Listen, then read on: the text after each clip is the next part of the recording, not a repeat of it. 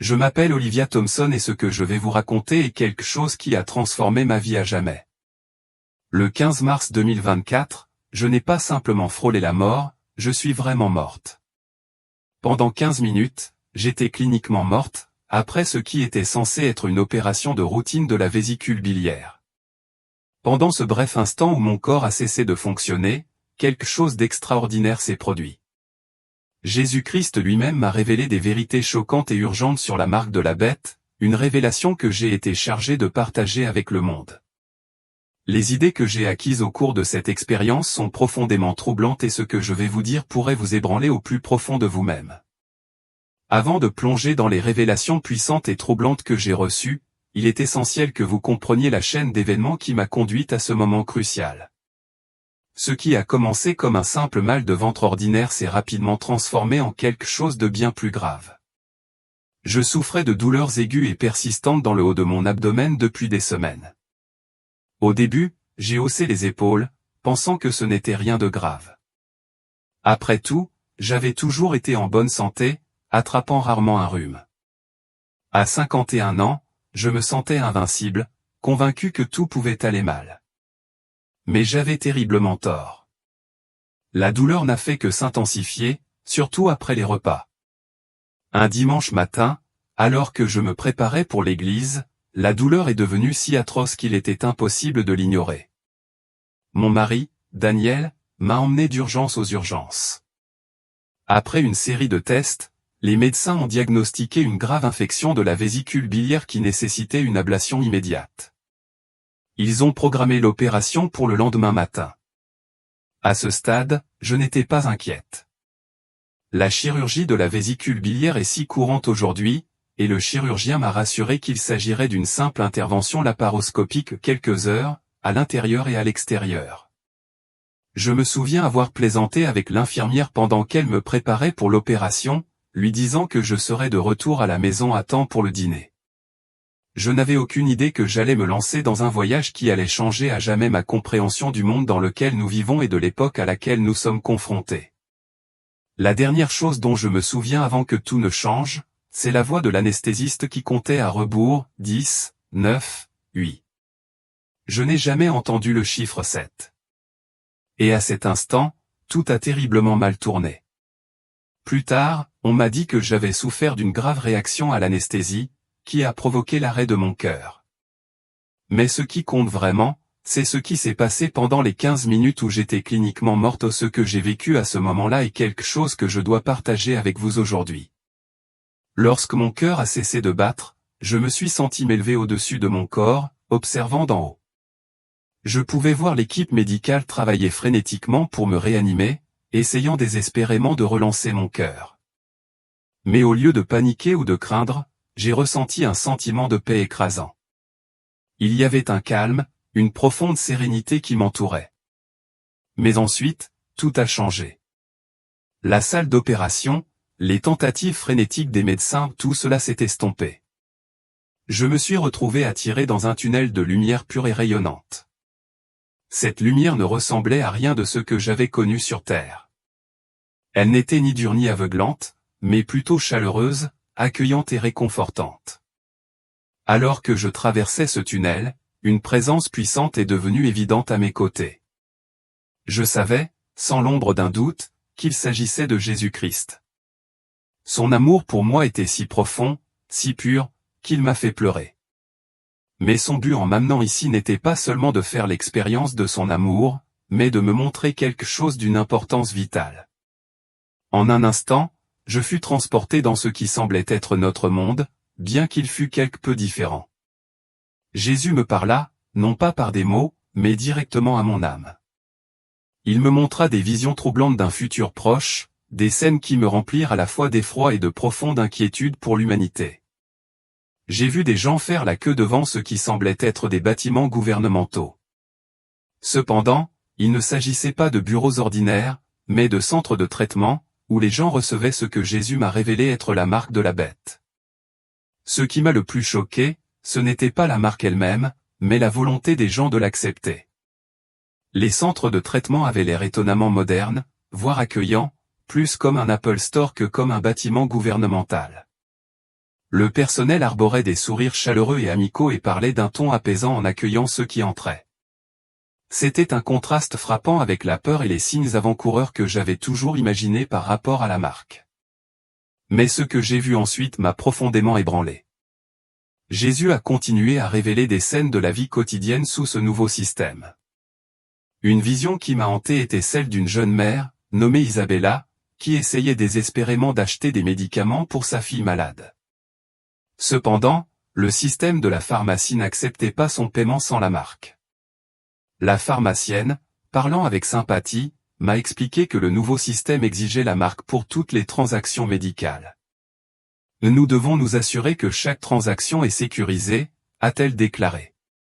J'ai regardé avec angoisse Isabella se débattre avec cette décision déchirante.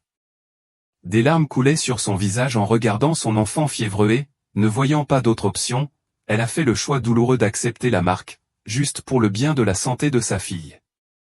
Puis, Jésus m'a montré une autre scène, cette fois dans une résidence pour retraités.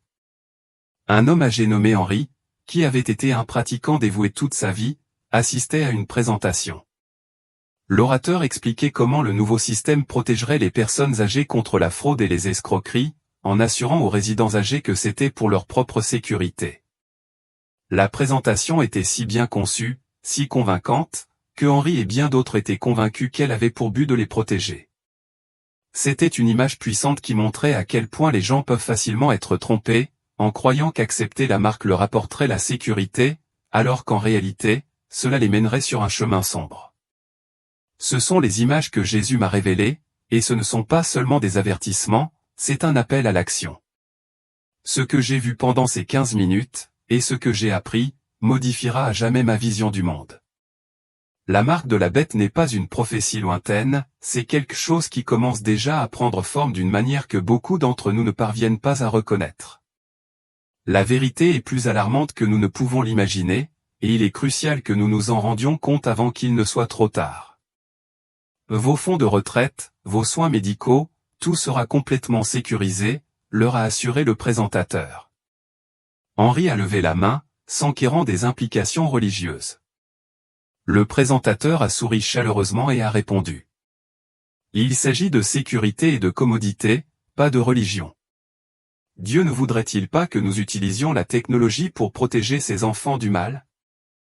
J'ai vu Henri hocher lentement la tête, se persuadant que cet argument avait du sens. Dans une autre vision, j'ai vu un pasteur éminent s'adresser à sa congrégation.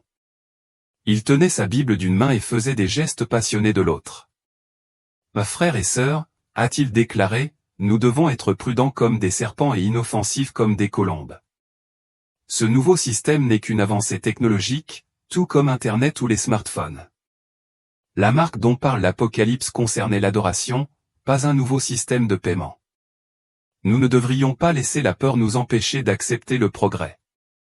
Beaucoup de membres de sa congrégation semblaient visiblement soulagés, comme s'ils attendaient que quelqu'un leur donne la permission d'accepter ce qui allait arriver. Jésus m'a alors révélé comment les réseaux sociaux et les réseaux d'information allaient jouer un rôle crucial dans la diffusion de ce système.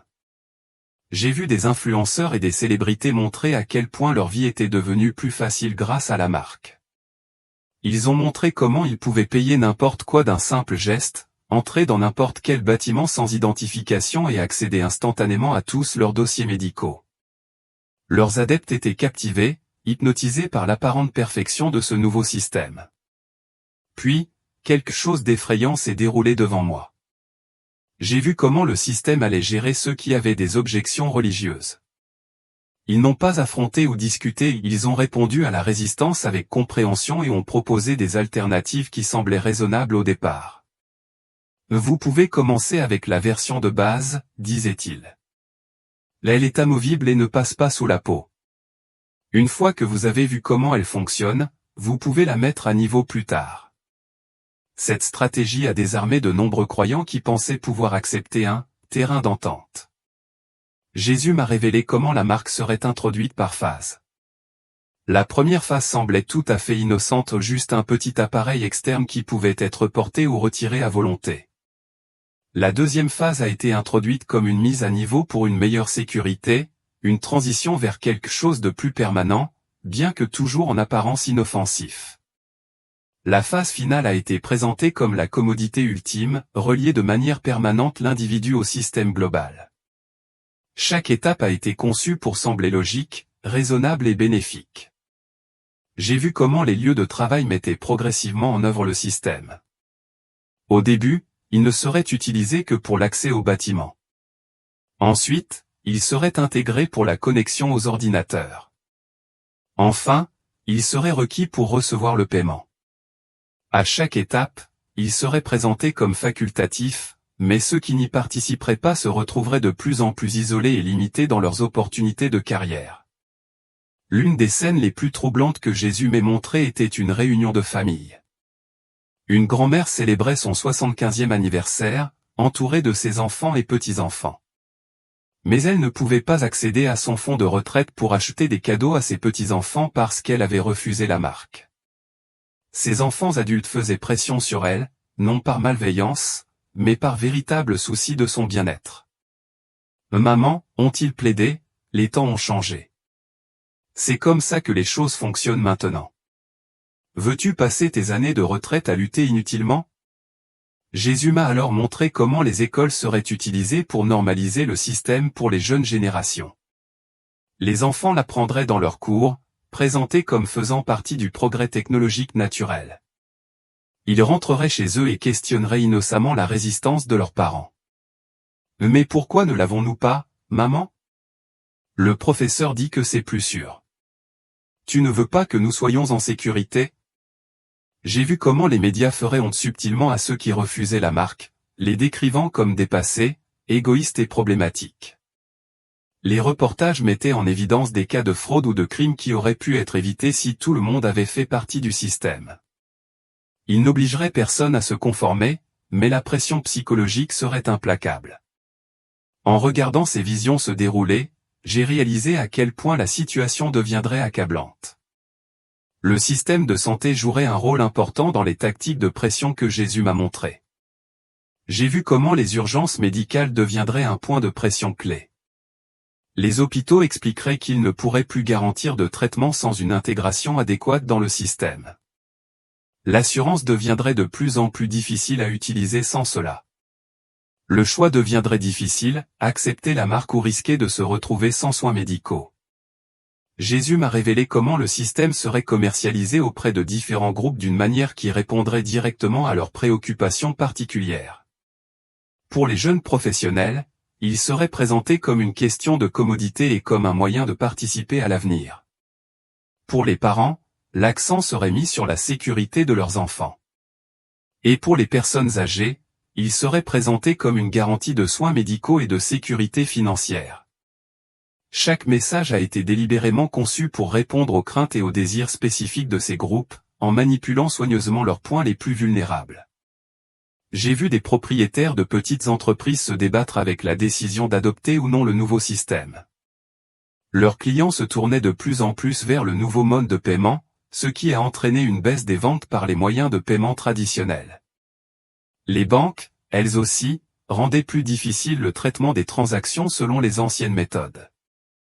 La pression était subtile mais étouffante, ce n'était pas une force manifeste mais le poids silencieux de la réalité économique. Pour beaucoup, céder semblait être le seul moyen de survivre, de continuer à subvenir aux besoins de leur famille. Mais ensuite, Jésus a révélé quelque chose de profondément troublant sur la nature même de la marque. Ce n'était pas seulement une avancée technologique, elle a fondamentalement modifié quelque chose de profond chez ceux qui l'ont acceptée. J'ai été témoin d'un changement radical chez les gens après qu'ils ont reçu la marque. Leurs yeux ont perdu leur étincelle, et la lumière du libre arbitre a semblé s'estomper, remplacée par un contentement étrange à l'égard du système dans lequel ils étaient entrés. Ils ne voyaient plus aucun mal en cela et ne comprenaient plus pourquoi les autres résistaient. C'était comme si leur capacité à discerner la vérité avait été émoussée, les laissant confortablement engourdis dans un monde qui ne permettait plus de se poser des questions. Dans une autre vision, j'ai vu comment les vacances et les occasions spéciales seraient astucieusement utilisées pour encourager l'acceptation. Les grands événements commerciaux comme le Black Friday seraient rebaptisés avec des réductions exclusives pour ceux qui possédaient la marque. Les personnes portant la marque bénéficieraient de privilèges et d'un accès que ceux qui ne l'avaient pas ne pourraient que regarder de côté, se sentant de plus en plus exclus. Le pouvoir de cette exclusivité inciterait beaucoup de gens à accepter la marque juste pour faire partie de la foule populaire, pour profiter de ce que les autres apprécient, même au prix de leur valeur. Jésus m'a montré comment la distribution alimentaire deviendrait un autre point de pression. Les épiceries locales accepteraient toujours des méthodes de paiement alternatives au début, mais les approvisionnements seraient limités. Les aliments les plus frais et de la plus haute qualité ne seraient disponibles que dans les centres de distribution contrôlés par la marque. Le choix serait difficile, accepter la marque, ou faire face à des options de plus en plus limitées et de qualité inférieure. Alors que la pression continuait à monter, les voyages sont devenus un autre problème critique. Au début, les voyages internationaux nécessiteraient la marque. Ensuite, le système allait s'étendre aux vols intérieurs. Finalement, même acheter du carburant pour sa voiture allait devenir un défi à moins d'être intégré dans le nouveau système. La vie des gens allait se réduire, tant géographiquement que socialement, à moins qu'ils ne se conforment aux exigences de ce nouveau système. Cependant, au milieu de toutes ces visions, Jésus ne m'a pas seulement montré les pressions croissantes, il m'a aussi montré l'espoir et la force de ceux qui résisteraient avec succès. J'ai vu des communautés dynamiques de croyants se rassembler, se soutenir mutuellement. Ils cultivaient leur propre nourriture, partageaient des ressources et créaient des réseaux alternatifs d'échange et d'entraide. Ils n'avaient peut-être pas la richesse matérielle des autres, mais leurs yeux brillaient d'une clarté, d'un objectif et d'une paix qui étaient complètement absents chez ceux qui avaient succombé à la marque. Ces communautés fidèles ne survivaient pas par simple hasard. Jésus m'a montré comment elles s'étaient préparées, spirituellement et pratiquement. Elles avaient passé du temps à étudier en profondeur leur Bible et à nouer des relations solides les unes avec les autres bien avant que la pression ne devienne intense. Elles avaient acquis des compétences pratiques et formé des réseaux de soutien pendant qu'il était encore possible de le faire. Leur préparation n'était pas seulement physique, elle était enracinée dans leur foi inébranlable, qui les avait renforcés pour les épreuves à venir. À travers toutes ces visions, Jésus m'a fait comprendre l'importance de la préparation, non seulement physique mais spirituelle. Il m'a révélé à quel point il était essentiel pour les croyants de renforcer leur foi maintenant, avant que la pression ne devienne écrasante. Ceux qui étaient profondément enracinés dans sa parole et avaient une véritable relation personnelle avec lui seraient mieux équipés pour reconnaître les mensonges et résister à la tromperie lorsqu'elle se présenterait. J'ai vu comment la peur serait l'arme la plus puissante de l'ennemi, la peur du manque, la peur de la souffrance, la peur de l'exclusion. Mais Jésus m'a aussi rappelé que l'amour parfait bannit toute peur. Ceux qui resteraient proches de lui recevraient la force de tenir bon, quel qu'en soit le prix. Son amour serait leur fondement, leur courage et leur bouclier. Il m'a aussi rappelé que le Saint-Esprit donnerait aux croyants le pouvoir de discerner la vérité de la tromperie, même lorsque le monde serait plongé dans la confusion et le chaos. Alors que ces visions se déroulaient, j'ai ressenti un sentiment écrasant de responsabilité de partager ce message. La nécessité pour les croyants de rester fermes, même si le monde autour d'eux embrassait la marque par ignorance ou par désespoir, serait plus critique que jamais. J'ai vu comment certains résisteraient au début, croyant qu'ils pourraient vivre sans la marque. Mais au fil du temps, la pression s'intensifierait. L'isolement social et économique, la peur de manquer des services essentiels et la commodité écrasante du système éroderaient la détermination de beaucoup. Le plan de l'ennemi était de créer un système qui, à première vue, semblait inoffensif et bénéfique, mais qui, au fond, était une question d'adoration et d'allégeance à un faux royaume. Accepter la marque ne serait pas simplement un choix de survie, ce serait une déclaration de loyauté envers un système qui s'opposerait directement au règne de Dieu. Jésus m'a montré comment le désir du monde d'unité, de paix et de sécurité serait manipulé pour attirer les gens. Beaucoup croiraient qu'ils travaillaient pour un avenir meilleur, convaincus qu'ils faisaient partie de quelque chose de bien. Le nouveau système spirituel qui accompagnait la marque promettait de guérir les divisions et de créer une utopie. Cependant, il était enraciné dans une fausse paix et une paix qui conduirait finalement à une séparation éternelle d'avec Dieu. Cette fausse unité mélangerait diverses croyances religieuses, offrant une illusion d'inclusivité qui séduirait beaucoup de gens, mais en réalité, elle les éloignerait du vrai chemin du Christ. Au milieu de tout ce que Jésus m'a révélé, il a souligné l'importance de rester profondément connecté à lui. Par la prière constante et l'étude assidue de la Bible, les croyants trouveraient la force et la sagesse dont ils auraient besoin pour affronter les défis à venir. J'ai ressenti la puissance profonde de sa présence en voyant comment le Saint-Esprit guiderait ceux qui resteraient fidèles, offrant une sagesse surnaturelle pour discerner la vérité de la tromperie. La nécessité de la communion chrétienne est devenue très claire.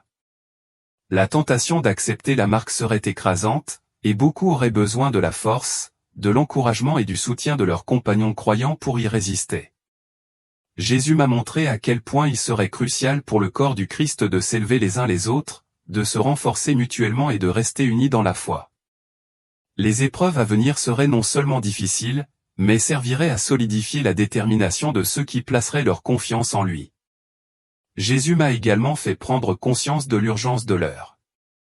Son retour est proche, et tous ces événements se déroulaient selon son plan divin. Même au milieu de la tromperie et de la souffrance, il attirerait les gens à lui. Beaucoup viendraient à la foi en témoignant de la fidélité de ceux qui ont résisté à la marque, et certains entendraient l'avertissement à temps et seraient sauvés. J'ai vu comment l'ennemi essayait de discréditer les avertissements qui étaient partagés, les faisant paraître extrêmes ou stupides. Mais Jésus m'a assuré que ceux qui possédaient un discernement spirituel reconnaîtraient la vérité et seraient prêts. Le message devait être diffusé partout, car le temps était compté. Les signes étaient partout, et il était impératif que les croyants tiennent compte de l'appel à rester fermes dans leur foi. Tout au long de ces révélations, j'ai ressenti une paix profonde dans mon cœur, sachant que Jésus a le contrôle.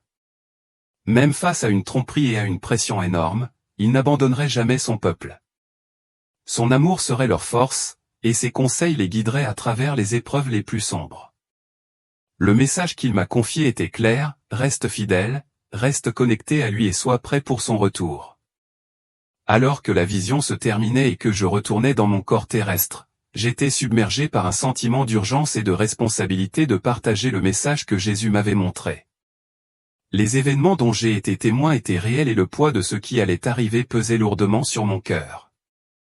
Il ne s'agissait pas seulement de la marque elle-même, mais de la bataille spirituelle qui allait se dérouler et de la nécessité cruciale pour les croyants de se préparer, à la fois spirituellement et pratiquement.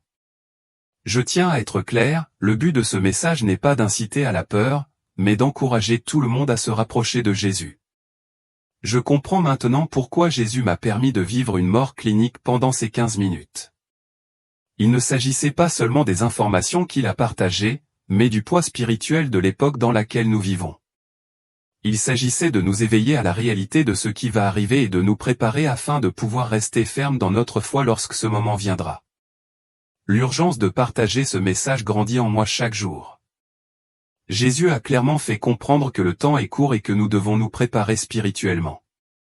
Les événements que j'ai vus affecteront chaque personne, et les décisions que les gens prendront dans les jours à venir auront des conséquences éternelles.